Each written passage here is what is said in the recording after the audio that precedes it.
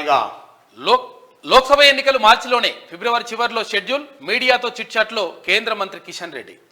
లోక్సభ ఎన్నికలు మార్చిలోనే జరిగే అవకాశం ఉందని కేంద్ర మంత్రి కిషన్ రెడ్డి చెప్తా ఉన్నారు. కేంద్ర మంత్రి కిషన్ రెడ్డి కేంద్ర మంత్రిగా కిషన్ రెడ్డి చెప్పడం అనేది వార్త. అతను బీజేపీ కార్యకర్తగా చెప్పడం అనేది తర్వాత. అయితే కేంద్ర మంత్రిగా చెప్తున్నాడు కాబట్టి ఇందులో వాస్తవమై ఉంటది. ఎందుకంటే ఆయన మంత్రివర్గంలో లేకపోతే నరేంద్ర మోడీ గారి ద్వారానో ఎక్కడి నుంచో తెలుసు ఈ లోక్సభ ఎన్నికలు మార్చిలోనే వస్తాయని ఎన్నికల సంఘం కంటే ముందే ఈయన చెప్పగలిగిందంటే వాస్తవానికి ఎన్నికలు ఎప్పుడు నిర్వహించాలనేది ఎలక్షన్ కమిషన్ చూసుకుంటది. కానీ మార్చిలోనే ఎన్నికలు వస్తాయి, ఫిబ్రవరి చివరిలో షెడ్యూల్ వస్తుంది అనేటువంటి మాట కిషన్ రెడ్డి గారు చెప్పారంటే ఎన్నికల సంఘం ఎలక్షన్ కమిషన్ ఎవరైతే ఉన్నారో మీ జీతంలో సగం ఇలా కీరి మీ పని అంతా ఇల్లే చేస్తావు. ఎప్పుడు రావాలి షెడ్యూల్ గిడ్యూల్ మీకు ఎంత పని తప్పింది?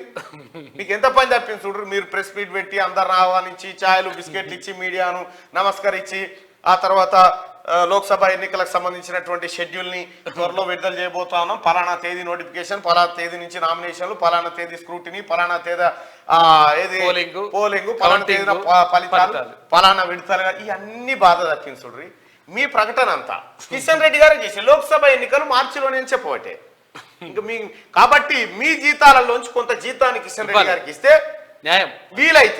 వీలైతే ఈసారి సార్ ఓడిపోతే తీసుకుపోయి ఎలక్షన్ కమిషన్ లో పెట్టుకోని న్యాయంగా ఉంటుంది. 10కి పైగా ఎంపీ సీట్లు గెలుస్తాం సార్. ఈ 10 ఏందో వీళ్ళకి ఇచ్చేది ప్రతిమ ఇంటికి పెట్టుకుని ఎలక్షన్ గా సపరేట్గా ఎలక్షన్ షెడ్యూల్ ఆయనే ప్రకటిస్తాడు, ఎన్నికలు ఇస్తాం ఆయన చెప్తాడు, ఫలితాలు అయిపోయాయి. ఇంకేముంది? 90 రోజుల యాక్షన్ ప్లాన్ రెడీ చేసినాం కిషన్ రెడ్డి. కేంద్రంలో 3వ సారి గెలిచి హ్యాట్రిక్ కొడతాం. అసెంబ్లీ ఎన్నికల్లో అనుకున్న రిజల్ట్ రాకున్నా ఓట్లు సీట్లు పెరిగినాయి. 28న రాష్ట్రానికి అమిత్ షా వస్తారని వెళ్ళడంటూ ఒక వార్త. నీ సికింద్రాబాద్ పార్లమెంట్ సెగ్మెంట్ లో ఒక్క సీటు కూడా బీజేపీ అభ్యర్థి ఎందుకు గెలవలేదు? ఇక్కడ ముషీరాబాద్ సీట్ గెలవాల్సిన సీట్ ఎందుకు ఓడిపోయింది? గతంలో అక్కడ అంబర్పేట గెలవాల్సింది ఎందుకు ఓడిపోయింది? ఖైరతాబాద్ గెలవాల్సింది ఎందుకు ఓడిపోయింది? ఆ తర్వాత ఇక్కడ నీ సెగ్మెంట్ లో ఒక్క సీటు గెలవలే. గోషామాయల్ అది ఎట్లా రాజసింగ్ గెలవాల్సింది. అక్కడ ధర్మపురి అరవింద్ కిషన్ రెడ్డి ప్రాతినిధ్యం వహిస్తున్న చోట్ల మాత్రమే 7 స్థానాలు గెలుచుకోగలిగింది.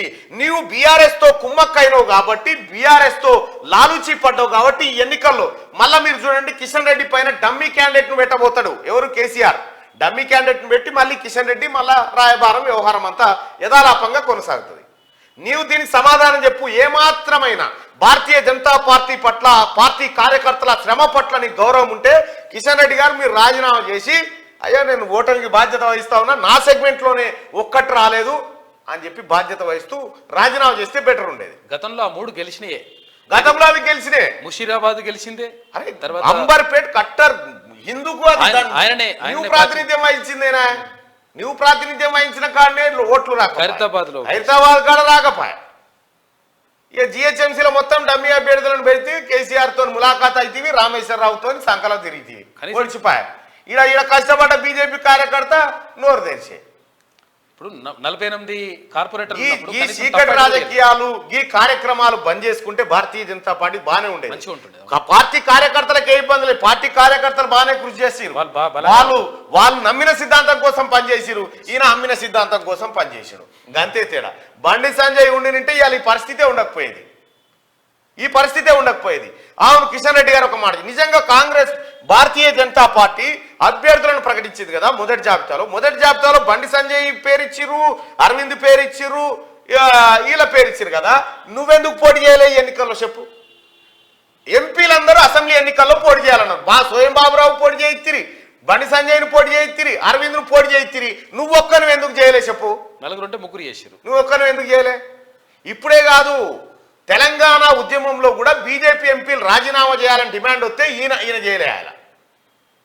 సార్ వారి మిలాఖాతే వేరుంటుంది.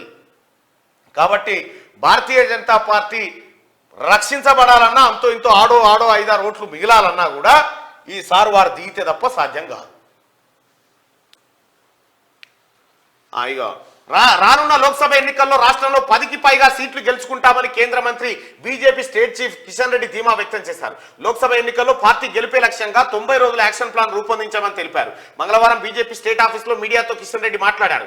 రాష్ట్రంలో డబుల్ డిజిట్ లో ఎంపీ స్థానాలను గెలుచుకుంటామని అన్నారు. ఇటీవల అసెంబ్లీ జరిగిన అసెంబ్లీ ఎన్నికల్లో తాము అనుకున్న ఫలితాలు రానప్పటికీ ఓట్ల శాతంతో పాటు సీట్లు పెరిగాయని చెప్పి నువ్వు అనుకున్న ఫలితాలే వచ్చినాయి. బీజేపీ అనుకున్న మీరు అనుకున్న ఫలితాలు వచ్చినాయి.